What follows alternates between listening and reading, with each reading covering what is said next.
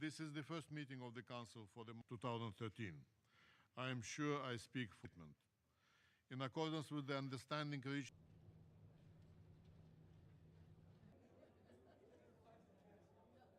now that we have been able to make progress on the chemical weapons issue, we should not forget we also needed to make progress on the humanitarian issue, and that we should not forget that the conflict is continuing, that the humanitarian situation is ever deteriorating. One refugee is created in Syria every 15 seconds. Since we've been speaking this morning, there are another 11 refugees. Good morning. This PRST was agreed unanimously today, and its aim is to facilitate access for humanitarian relief to all parts of Syria. It stresses in particular the need for safe and unhindered access for all humanitarian workers.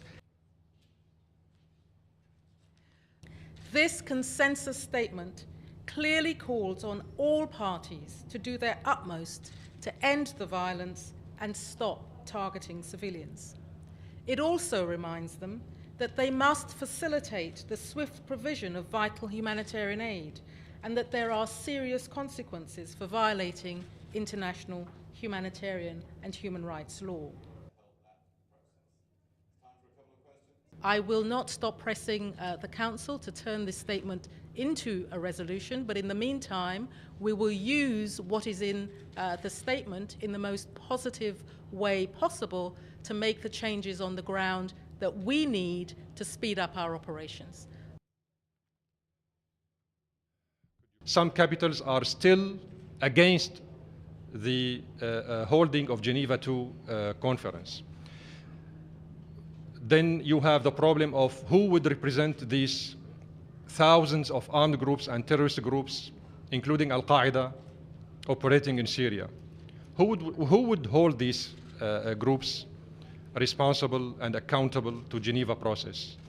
Then who would represent the so-called Syrian oppositions, in plural, in Geneva conference? If the government is there, and it will be there, who would be the counterpart of the Syrian government at this table of negotiations? So Al-Ibrahimi should first address these very serious concerns to those who are behind arming, supporting, and protecting the armed groups and the terrorist groups.